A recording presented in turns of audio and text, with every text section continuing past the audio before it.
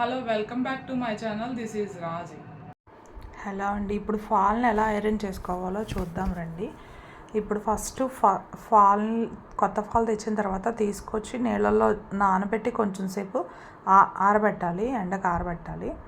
తర్వాత ఐరన్ చేసుకోవాలి. ఐరన్ చేసుకుంటే ఫాల్ నీట్గా వస్తుంది. కొత్త ఫాల్ లాగా మనం కొత్తగా కొన్నప్పుడు ఎలా ఫాల్ ఉంటుందో అలా నీట్గా ఉంటుంది. మళ్ళీ మనం శారీకి కుట్టిన తర్వాత ఫాల్ షింక్ అవ్వకుండా ఉంటుంది. ఇలా చేయడం వల్ల ఫాల్ షింక్ అవ్వకుండా ఉంటుంది.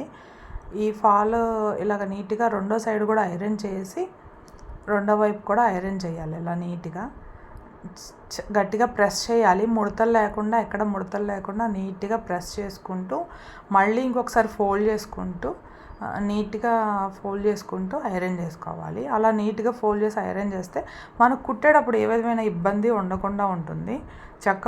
వర్క్ ఫాస్ట్గా అయిపోతుంది. మనం ఫాల్ కుట్టి కింద ఫాల్ కుట్టి పైన హెమ్మింగ్ చేస్తామండి. శారీ ఫాల్కి హైదరాబాద్లో అలా చేయిస్తారు. ఇది ఇంకొక ఫాలు. ఈ ఫాల్ను కూడా ఐరన్ చేసుకుందాం. ఈ ఫాల్ని ఐరన్ చేసేటప్పుడు కాటన్లో అంటే ఎక్కువ హీట్లో ఉండక్కర్లేదు, మీడియం హీట్లో ఉన్నా సరిపోతుంది. మరీ ఎక్కువ హీట్లో ఉన్నా కూడా అది ఇదైపోతుంది. మళ్ళీ తిప్పి రెండో సైడ్ కూడా ఐరన్ చేసుకోవాలి. ఇలా ఐరన్ చేసేటప్పుడు ముడతలు ఎక్కడన్నా ఉన్నప్పుడు లాగి నీట్గా ఐరన్ చేయాలి. అలా అక్కడ ముడుతుంది కదా, అక్కడ ముడుతున్నప్పుడు దాన్ని తీసి నీట్గా లాగి నీట్గా ఐరన్ చేస్తే మనం ఫాల్ వాష్ చేసినట్టే అనిపించదు, కానీ వాష్ చేసి నీట్గా ఐరన్ చేసేసాం. ఇప్పుడు ఇంకొక ఫోల్డ్ చేసి దాన్ని కూడా ఒకసారి ఐరన్ చేయాలి.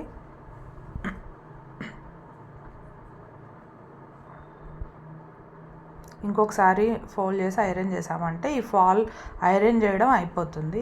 ఇలా రెండు ఫాల్స్ నీట్గా ఎన్ని ఫాల్స్ ఉంటే అన్ని ఫాల్స్ నీట్గా ఐరన్ చేసి పెట్టుకున్న తర్వాత ఫాల్ స్టిచ్చింగ్ స్టార్ట్ చేయాలి. Thanks for watching this video. Please like, share and subscribe my channel.